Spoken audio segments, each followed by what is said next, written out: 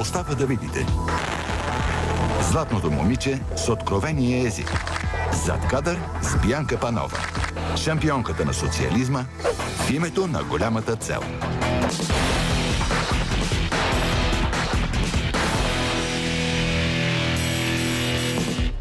Бянка Панова, Валядолид, Флоренция, Варна, Сеул, Хелзинки, Сараево. Тя има рекорд в Гинес за максимален брой точки в художествената гимнастика. За мен е чест. Освен това има изключително много положителни отзиви в интернет, което е цяло чудо в това хейтиянство, което цари.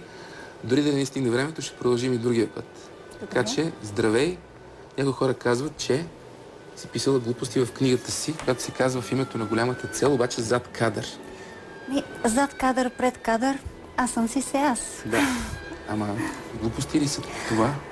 Да ти кажа честно, много се жегнах от отношението на твоя бивш колега, Кеворкян. Беше много тенденциозно, непрофесионално, той сега пристрастно. ми е колега, така че кажи защото се разсърдим. Не го оценявай. Да, не дай квалификации. С кое не е прав? Той беше ли в залата да усети напрежението, болката, отговорността? Как може да омаловажи и да обесцени той толкова е ми? казал. Той каза, тя каза, Нешка каза пред него, съмнявам се още, че Бянка може да пише. Това според мен е по-обидно. Или? Не, чакай сега само да довърша за Кеворкян, тъй като бих искала никой да не ме съди. Книгата не е скандална и не е за Нешка. Главният герой съм аз. Да. И Кеворкян няма право да обесценява труда и дори преживяванията ми. Претендира да е професионалист, би трябвало да се държи като такъв. Това е. А Нешка? Можеш ли да пишеш? А Нешка, съжалявам, че толкова години заедно не ме познава. Искам да ти кажа, че... Я също съжалява, сигурно. Не, в интерес на истината не съм казала нищо лошо за Нешка и искам да кажа пред всички, че аз много уважавам Нешка. Тя ме откри за този спорт именно с това изрешение. Да, нека опита. Изпитвала съм много пъстри емоции към Нешка. Аз много я обичах. Влязох пъстри от черното до бялото или? Да, точно така. Емоционална палитра. Влязох в залата и бях готова на всичко за нея. Тя беше идол за мен, нейната дума беше закон за мен. Просто много я обичах. Тя беше единствената. Аз не бях от никое дружество, нито от Левски, нито от ССК. Аз дойдох от УСИП, управление спортни имоти и прояви. Нямах гръб зад себе си. И явно много съм очаквала от нея в труден момент, което тя не ми даде. Всъщност... Някаква болка и упрек има, без да се обиждаме. Ако възможно да запазим уважение към Нешка, наистина тя е прекрасна, но какъв е упрекът към Нешка? Болка и обида ли? Знаеш ли, аз не съм тази, която ще съди Нешка. Не искам и да съдиш, просто кажи защо, къде е проблема между нас? В книгата описвам просто трансформацията на едно дете. Едно дете попаднало в среда, различна от домашната среда.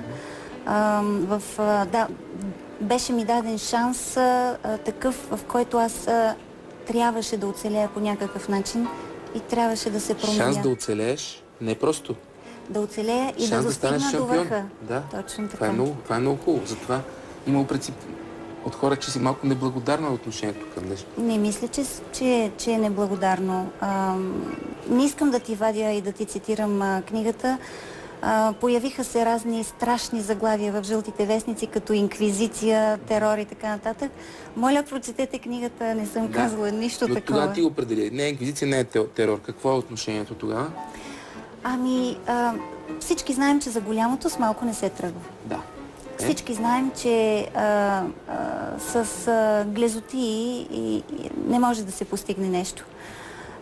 Но има начини. Има начини. Можеш да го кажеш с любов, да го убедиш момичето пред теб, да постигнеш всичко с блага дума. А какви бяха начините на Нешка?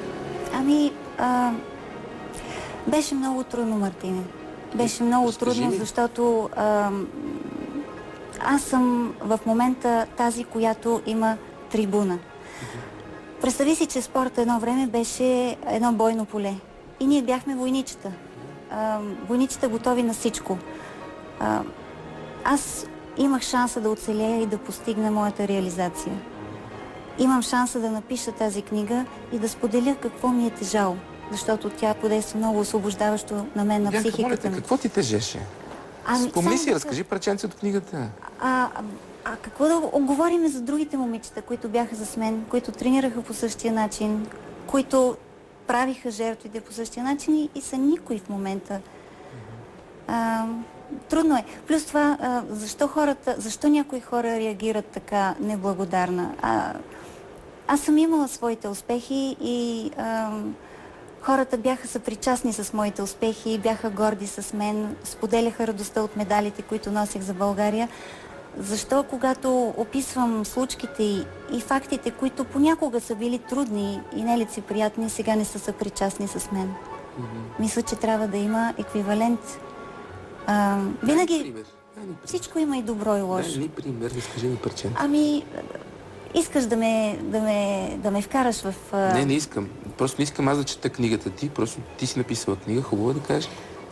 Хубаво. В жълтите вестници също се тиражира, че Нешка ме била шамаросала. Ама Боже, това ли е най-важното нещо? Тя каза да. Ама Боже, погледнете само новините. Малки деца се убиват. Какво остава за едно шамаросване? Да дойде да ме шамароса сега, ако може. Полезно ли беше шамаросването? За мене не. За тебе не? Абсолютно не, защото трябва да ти кажа, че моя крах и моя път надолу започна от момента, когато започнах този вид отношения. Аз съм човек, който се води с добро.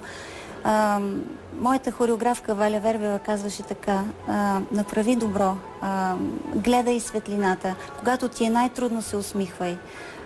Любовта и свободата заслужава само този, който всеки ден се бори за тях. Какво ти даде и какво ти взе? Спорта? Нешка? Нешка е човек, който бе моя награда, мое изпитание и мое наказание. Не искам повече да говорим за Нешка. Много съм и благодарна и до тук. Без нея ще ли станеш шампион? Следен въпрос. Със сигурност мога да кажа, че шампион се става в определеното време и случай. Трябва да оцелиш времето и случая. Не най-добрия, не най-бързия стават шампиони. И когато ме запита за това, завършвам книгата си с един цитат, че бих повторила всичко от начало. Ако сега можех и имах и право на избор, щях пак да направя същия избор. Не защото много искам или имам илюзии, а защото знам. Защото знам какво ще ми коства. Обаче пак би го повторил. Хубаво, обаче имаше и момент там, когато ти играеш, те те наричат предателка от трибуните. Да. Това не го разбрах. Защо да си предателка? Това беше подготовката ми за световното първенство в Сараево 89-та година и това беше първия случай изобщо в художествената гимнастика, когато състезател се подготвяше без старши треньор. А защо се подготвяше без старши треньор? Защото това беше времето след Сеул, когато заради едно изпускане на бухалката аз станах родоотстъпник и антипатриот. Който определи така? Публиката? Вестниците? Точно така, да. Имаше страшен натиск. Просто някой трябваше да бъде виновен след тази олимпиада. Аз бях в много лошо психично състояние на тази олимпиада. Между другото, аз се бях отказала, понеже имаше такъв въпрос във форумите, защо не се отказа преди олимпиадата. Да. След европейското Хелзинки 86-та година, аз исках да се откажа и бях спряла. И родителите ми ме подкрепиха. Да. Тогава у дома се изсипаха деятели от БСФС, от БФХГ, от ЦК, за да ме убеждават да направя компромис. Да се върнеш? Да се върна и да участвам на тази олимпиада. Хем да се върнеш, пък хем родоотстъпничка да наричат после като участваш. Хем те убеждават, пък после хем те засягат. Бяха такива времената. Но аз разбира се, не упреквам никого. Написах го това, за да се освободя и за да започна от начало на ново, на чисто. Наистина може да е много освобождаващо, но на някои места може да звучи стряскащо за хората, които които наистина не са знаели какво стои зад успеха ни. Но ти се подготви сама. Аз се подготвих сама с моя приятел тогава и днешен съпруг доктор Чавдар Нинов, и ние бяхме така черните овци общо взето на спорта и в художествената гимнастика, тъй като просто бях единствената, която възстанах срещу статуквото. Това е. Ами, нещо... Пречеха ли ти? Кой ти пречеше тогава? Ти да стана сама да се подготвиш, някой пречеше ли или някой помагаше? Не бих го формулирала така въпроса. Публиката в момента, публиката и зрителите, които ни гледат, са абсолютно интелигентни, и тези, които са крайни, биха заели крайна страна. Тези, които са обективни, биха приели фактите без необходимата емоция. Представяш ли си днес, в днешно време, Димитър Табаков, Митко Табаков, треньора на Кобрат Пулев, да се тиражира така? Как? Митко Табаков и неговия златен боксер, или неговото златно момче. Разбираш ли къде е култа, всъщност? Може би трябва по-малко да излезем от тази страна на култ, защото дори аз не знам кой е треньора на Сарина Уилямс, например, или на Майкъл Фелпс. А това е двустранен процес. Треньор-състезател. Това е, трябва да има много голяма вяра, доверие, обич. Да не ви да я ревнувате вие, златните момичета, да я ревнувате нея, че тя обра тогава славата? Не бих го формулирал така. След това ви бяхте ние много бяхме и беше малки. по-лесно златните момичета на днешка да се каже. Да, и бяхте и малки. Да, ние бяхме малки, но все пак представи си 18, 19, 20 годишни, защото Анелия и Лили, те бяха 20, Иляна Раева. Да. Те бяха вече момичета големи. Знаеш ли, интересното е, че ние започнахме с Нешка много добре. И тя беше, която ми казваш, че съм най-меката глина, с която се е работило. Аз единствена и благодарях за всички корекции, които ми правеше. Тя беше в началото толкова очудена. Нешка изигра голяма роля в моя живот. И затова, ако влезе сега в студиото, аз ще стана и ще я поздравя. Разбира се, нямам нищо лошо срещу Нешка. Просто излезе така, че аз не бях единствената за нея. А много исках. Имаше десетки други момичета, които можеха да съм аз. Моля те, разкажи ми малко конкретика да дадем. Нека да я прочетат, но нека да ги заребим с една такава история. Значи това е историята, когато ти тренираш от 7 сутринта до 1:30, 2 през нощта. Да. Ами, това беше всъщност момента, в който аз се това? изчупих. Това е преди Олимпиадата 88 година. Да? На колко си години тогава? Ами, на 17, 18... Да, пардон, 88, значи... Не беше ли Да, свикнала? 19 годишна. Не беше ли свикнала на този натиск и на тези тренировки? Това не беше ли нормалното и това не е ли това единствения начин да се подготвите да станете златни? Спорта по времето на онзи режим беше един социален и човешки експеримент. Да. И не само в художествената гимнастика. Беше на предела. И в вдигането на тежести, и в борбата, и в плуването. И аз затова искам да кажа, заслужаваше ли си цената, защото с всичко, което направихме за гордостта на нацията, с всички тези хубави моменти, медали, знаеш ли колко много щети има след това? Щети и беди. Да. И да започнем. 7 сутринта те вика на тренировка. Да, това беше нормалния режим. От 7 до към 8-9 часа приключвахме нормално. Почивки има ли в този? Има почивка, в която можеш да обядваш, да направиш какво евентуално обядваш? някакъв... Имаше... парченце сирене, ябълка. Зависи от моментното ти тегло. Да. Зависи, ако си в норма, се храниш нормално. Ако си малко над килограми, по-малко и така. Имаше легенда, че ядете по едно яйце на ден? Имаше и моменти, когато бяхме само на вода. И така. Кой командваше тази диета? Били сме по 4, от 4 до 6 пъти на кантара на ден. Имало е моменти, когато са ни мерили преди да отидем до тоалетна и след като се върнем, за да не би да пием вода. Да. Но вижте, всичко е променено. Научно се тренира сега. Има хубави диети. Защо искаш да разкажеш тази история? Защото не искам да влизам в скандал, Няма да защото влизаме в скандал. в книгата си В книгата, аз съм ти не описала искаш да влизаш в страшно скандал, в хубаво книгата си е нещата. описала по този начин и това е най-цитираното нещо в... Дай да я прочита. Не, аз ще я разкажа книгата тогава. 7:30 до 2:30 след полунощ. 130 съчетания. Да, това ми е втория Гинес рекорд. Едно след друго. Да, едно след друго. В книгата се разказва, че Нешка плете през това време. Да, спомням си, че се довършваше пловера. Няма си губи времето жената. Аз като не искам да изиграя едно съчетание без грешка, тя поне да си оплътни времето, нали така? Това, че не искаш, може би просто правиш грешки. Според мен аз играх без грешка направо. Да, добре, аз това не го разбирам. Не съм попадал в такава ситуация. Откъде от това ти накрая пишеш за желанието да се самонараниш? Защо си иска? Не може просто да й кажеш нещо, уморена съм, довиждане. Да. Тогава не можеше. Тогава ние просто не можехме да казваме не искам, не мога. Болен, здрав, с температура, играеш. Ето, например, Адриана Дунавска игра с чупен крак на световното първенство 87, което е героизъм. Нямаше начин да не се изпълни плана, разбираш ли? Беше... Се изпълни плана? Плана, да, имаш план, влизаш в залата, имаш план. Което аз това означава, че е било одобрявам. производство. Било е производство на шампиони и на злато. В Китай не е ли производство на шампиони Да, в момента? китайска ли е системата? На Нешка китайска ли беше системата? Не, китайците имат българската система сега. Това също е комплимент за Нешка. Да. Трябва да ти кажа, че аз съм за добрата работа, да има някакъв план, да се гони някакво съвършенство, но има си начини. Има си начини, които трябва да се съобразят с организма, с психиката на различния състезател. Една от вас е казала, ако това, което правеше Нешка, сега се прави в Щатите, така се тренира в Щатите, някой ще влезе в затвора, някой ще бъде съден.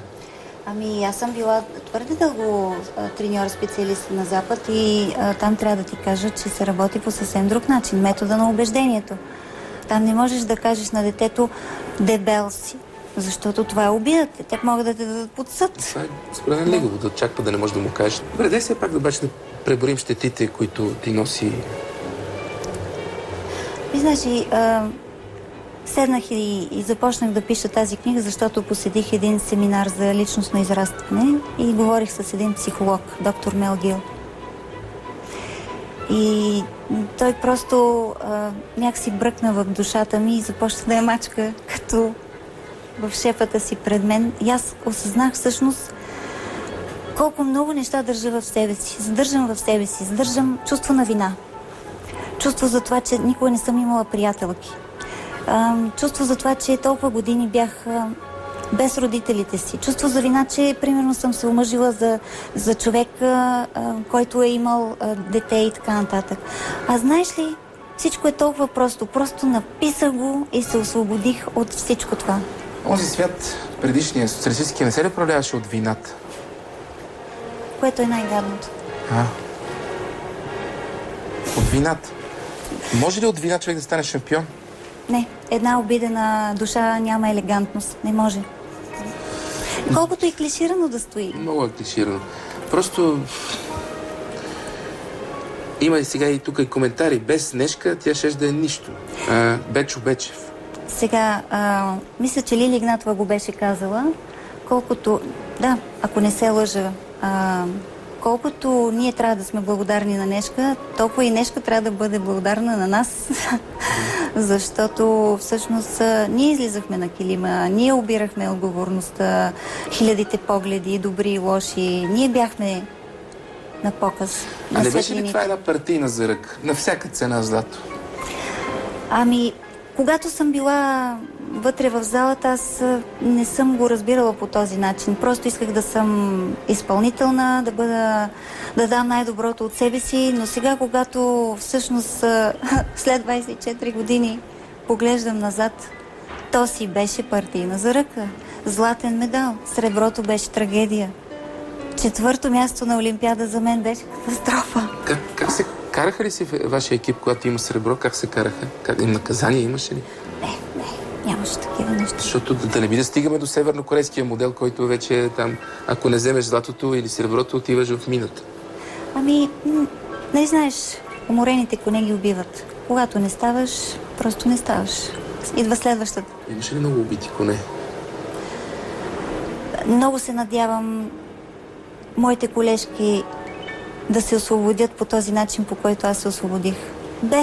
Без обиди, без скандали, просто да го напишат, да излеят душата си, много ще им помогне.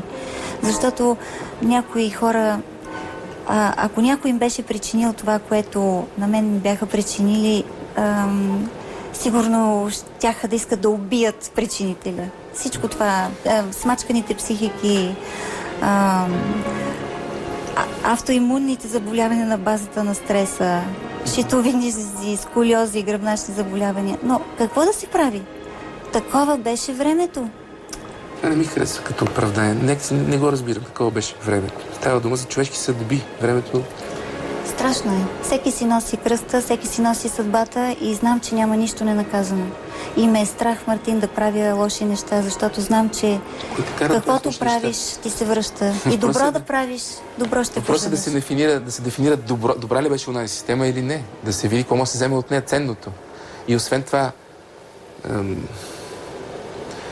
ти си обидена. Има малко си обидена. Има една обида в теб, която се опитала, може би, да изчистиш с книгата. Аз бях страшно обидена, страшно ядосана. На 20 години, ако ме беше видял, ти... Добре, че написах сега тази книжка. Имаш ли гняв? Ужасен гняв.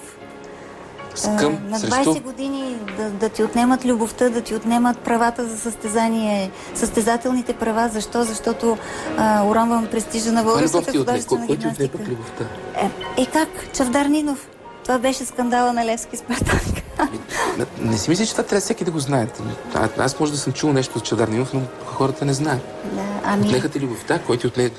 Това ти е съпруга, нали? Кой ти отне любовта? Той беше мой лекар. Той спаси световното първенство в Варна, 87 година, когато бях с чупен крак. Нешка ме прати при него.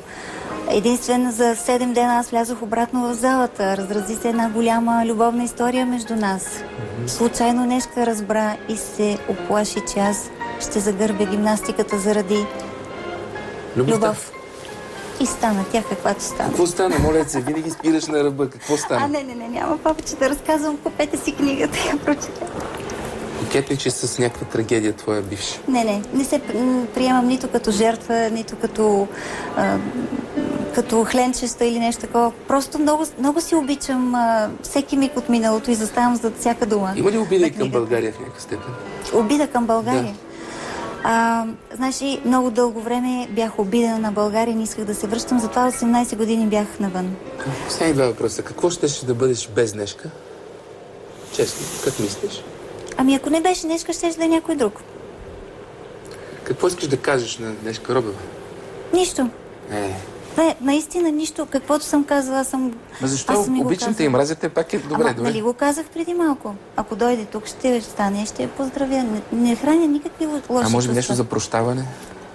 Ние отдавна сме си простили. Поне аз говоря от моя... Ти казваш, че няма война в тази книга. Кажи го пак. В тази книга няма война. Имаше грешка в тази война, няма книга. Виж как се оказва. В тази книга няма война. Няма. Има трансформация. Има запазване на човещината въпреки всичко. Дано така да бъде разбрано, защото някои хора са много чувствителни и решават, че са нападнати. Тази книга е за този, който иска да я разбере. Може и да ви поканя наистина двете да се срещнат тук?